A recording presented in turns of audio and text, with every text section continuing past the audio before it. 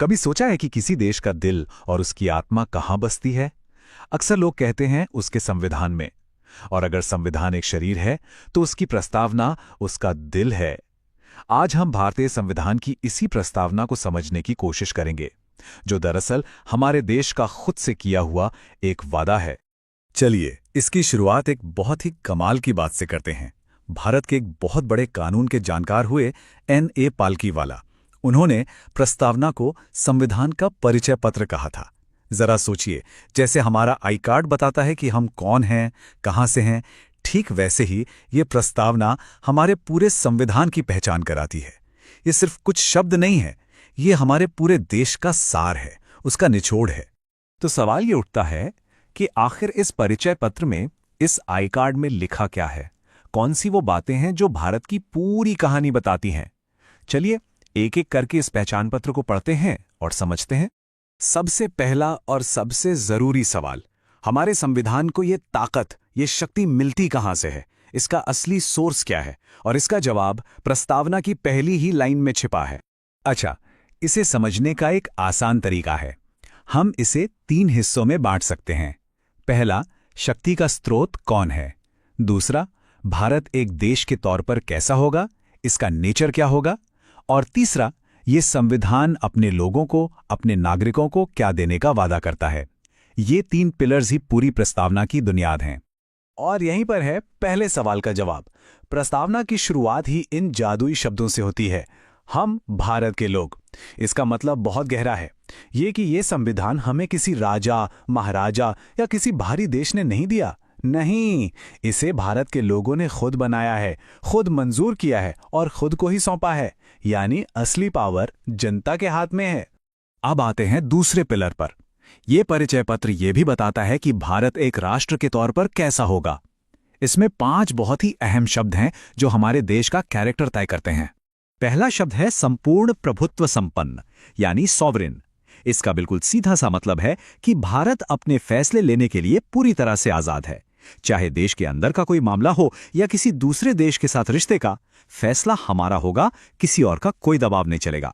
हम अपने घर के मालिक खुद हैं। दूसरा शब्द है समाजवादी। देखिए, इसका मकसद सिर्फ अमीर और गरीब के बीच की दूरी कम करना ही नहीं है। इसका लक्ष्य है एक ऐसा समाज बनाना जहां देश के संसाधनों का फायदा कुछ लोगों को नहीं बल्कि सबको मिले, जहां सबको बराबरी के मौके मिले और एक अच्छी जिंदगी जीने का हक मिले। तीसरा, पंथ निरपेक्ष, यानी सेक्युलर। ये तो भारत की पहचान का एक अहम हिस्सा है।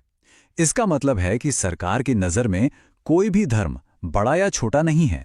सरकार का अपना कोई मजहब नहीं होगा और वो हर धर्म की, हर आस्था की बराबर इज्जत करेगी।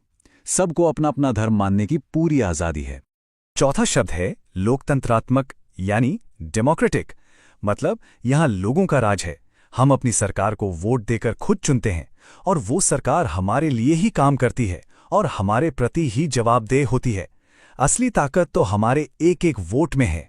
और 5वां शब्द है गणराज्य, यानी रिपब्लिक।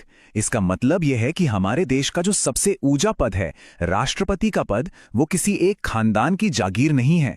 यहां कोई राजा या रानी नहीं है। देश का मुखिया भी चुनाव से तय होगा और उस पद तक कोई भी आम भारतीय नागरिक पहुंच सकता है।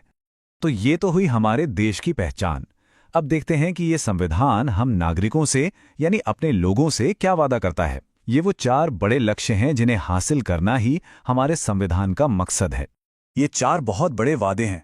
पहला, न्याय, और सिर्फ कोर्ट कचहरी वाला न्याय नहीं बल्कि सामाजिक और आर्थिक न्याय भी, ताकि किसी के साथ भी भेदभाव ना हो। दूसरा है स्वतंत्रता, मतलब सोचने की, बोलने की, अपनी बात रखने की और किसी भी धर्म को मानने की आज़ादी।